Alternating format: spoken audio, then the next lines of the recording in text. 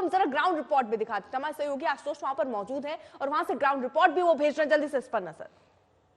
उत्तरकाशी के सुरंग में हादसे में उन 41 लोगों को बचाने के लिए जो रेस्क्यू ऑपरेशन शुरू हुआ है उसका 9वां दिन है और 9वें दिन भी कोई बहुत बड़ी कामयाबी अब तक हाथ नहीं लग पाई है, लेकिन तमाम कोशिशें जारी हैं। और इस बीच लगभग मल्टी डायमेंशनल अप्रोच यानी एक नहीं कई रास्तों पर विचार किया जा रहा है। मसलन पहाड़ के ऊपर से खुदाई की जा रही है, वहां से ड्रिलिंग करने की तैयारी हो रही है। साथ ही जो पहले ही ऑगर मशीन काम कर रही थी उसकी तीव्रता बढ़ाई जा रही है, वो खराब ना हो तो उसके जो स्पेयर पार्ट्स हैं वो मंगा लिए गए। एक ऑल्टरनेटिव मशीन जो है वो इंदौर से एयरलिफ्ट की गई है और जो कुछ भी जरूरी होगा उस ऑपरेशन के लिए वो तमाम चीजें मुहैया कराई जा रही हैं साइट पर। लेकिन इस बीच एक और प्लान जो काम चल रहा है वो है सुरंग के उस हिस्से में इस तरह के कंक्रीट ब्लॉक लगाना। ये ब्लॉक क्या करते हैं, दरअसल अब जो मशीन चल रही है वहां मलबा गिर रहा था, उसके वाइब्रेशन से जैसे ही मशीन ड्रिलिंग करती है आगे कोई ठोस चीज आती है तो मशीन का घर्षण बढ़ता है, उससे कंपन हो रहा है और कंपन से मलबा गिर रहा है। अब इस तरह के बड़े बड़े ब्लॉक्स मंगाए गए हैं जो मशीन को साथ साथ गुफा के एक हिस्से में यानी सुरंग के एक हिस्से में ये ब्लॉक लगाए जा रहे हैं। ये ब्लॉक काम क्या करेंगे, समझिए कि ये एक मुहाना है जहां पर मशीन काम कर रही है, उसमें वाइब्रेशन हो रहा है, मलबा गिर रहा है।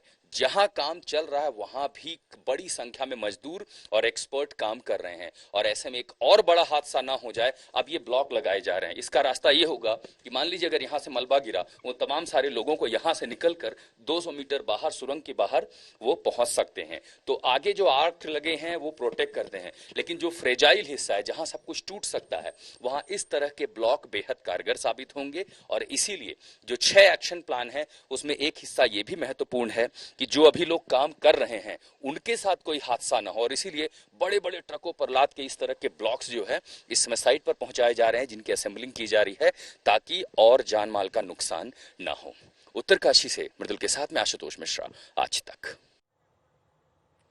तो इस बीच हम आपको ये तस्वीरें भी दिखा रहे हैं, इंटरनेशनल एक्सपर्ट्स को बुलाया गया है। वहां पर थाईलैंड और अलग अलग जगहों से बातचीत भी चल रही है कि किस तरह अगर ऐसे टनल में मजदूर फंस गए हों तो कैसे उन्हें निकाला जाए, उसको लेकर प्लान बन रहा था। और प्लान 3 बने भी जो कामयाब नहीं हुए। 7 मशीनें लगाई गई जिनसे अभी तक वैसी सफलता हासिल नहीं हुई कि मजदूरों को हम बाहर निकाल पाए। लेकिन इस बीच 216 घंटे हो चुके हैं और एक्सपर्ट जो है, इंटरनेशनल एक्सपर्ट बुलाए जा रहे हैं जो उस टनल को देखेंगे, वहां पर आ रही चुनौती को समझेंगे और किस तरह प्लान बनाया जाए, वो एक्शन प्लान क्या होगा जिसकी बदौलत ये 41 मजदूर बाहर निकल पाएंगे। अब वो योजना जो है बनाने के लिए टीम वहां पर पहुंची है।